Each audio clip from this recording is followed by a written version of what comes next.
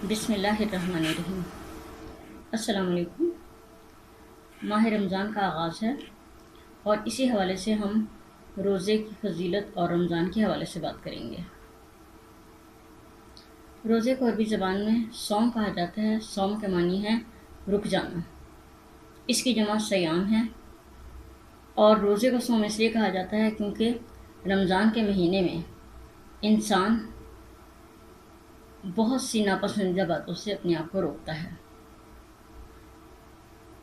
اصطلاح میں روزے سے مراد ہے صبح کاذب سے لے کے غروب آفتاب تک کھانے پینے اور ہر اس چیز سے باز رہنے کی کوشش کرنا جس سے اللہ تعالیٰ نے منع فرمایا ہے۔ روزے کی فضیلت کا اندازہ اس بات سے ہو سکتا ہے کہ نبی کریم صلی اللہ علیہ وسلم نے فرمایا کہ رمضان کا مہینہ تمام مہینوں کا سردار ہے۔ اس کے ساتھ ساتھ آپ نے یہ بھی فرمایا کہ یہ مہینہ سراپا رحمت ہے۔ آپ کی بہت سی احادیث روزے کی فضیلت کے حوالے سے ہیں، جیسے کہ آپ صلی اللہ علیہ وسلم نے ارشاد فرمایا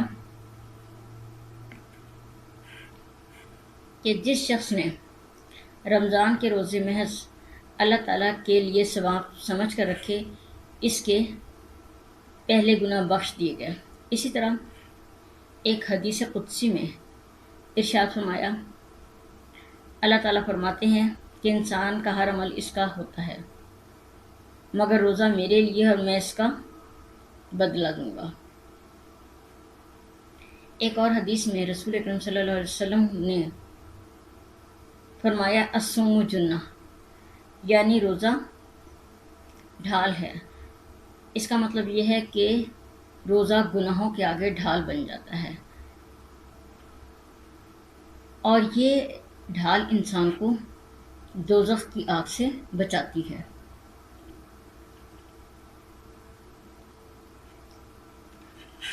روزے کی اہمیت یا فضیلت یا اس کے اجر و ثواب کے بارے میں یہ حدیث بھی ہے کہ آپ صلی اللہ علیہ وسلم نے فرمایا، روزے دار کے لیے دو خوشیاں ہیں، ایک روزہ افطار کے وقت اور دوسری اپنے پروردگار سے ملاقات کے وقت۔ یعنی جب انسان روزہ رکھتا ہے تو روزہ جب وہ افطار کرتا ہے اس وقت بھی اسے ایک حقیقی خوشی ملتی ہے، اور جب وہ اپنے پروردگار کے پاس جائے گا تو جو اسے اجر و ثواب ملے گا، اس کی جو اسے خوشی ہوگی اس کا وہ اندازہ بھی نہیں کر سکتا۔ پھر جس طرح خود روزہ رکھنے کا بہت اجر و ثواب ہے، اسی طرح کسی کا روزہ کھلوانے کا یا کسی کا روزہ افطار کروانے کا بھی بہت زیادہ اجر و ثواب ہے۔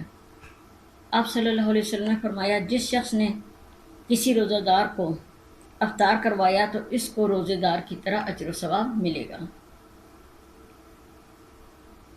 اب یہاں بات یہ ہوتی ہے کہ اصل میں روزہ ہے کیا؟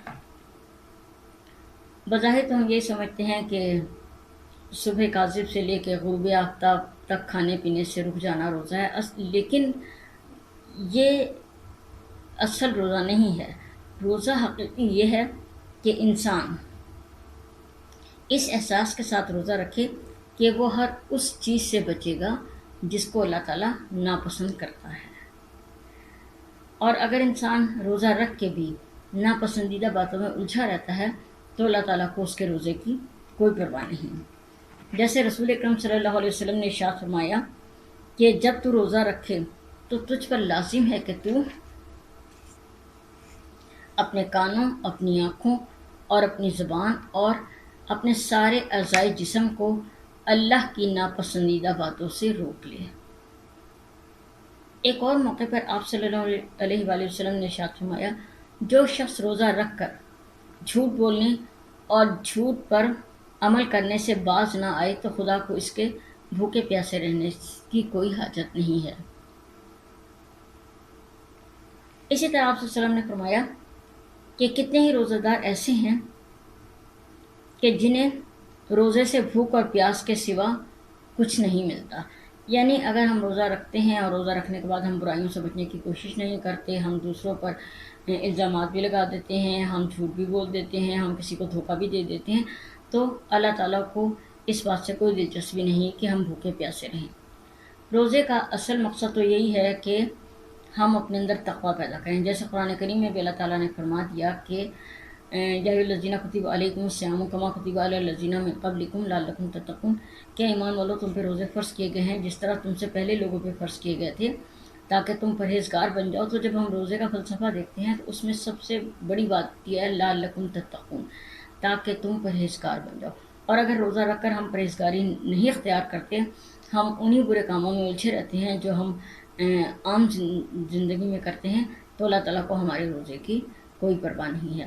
اسی لیے ہم اللہ تعالیٰ سے دعا کرتے ہیں کہ اللہ تعالیٰ ہمیں اس بات کی توفیق دے کہ ہم روزہ رکھیں، اور اس نیت کے ساتھ رکھیں کہ اس روزے کے ذریعے سے ہم برائیوں کو چھوڑیں گے، گناہوں سے بچنے کی کوشش کریں گے اور اپنے اندر تقویٰ پیدا کرنے کی کوشش کریں گے۔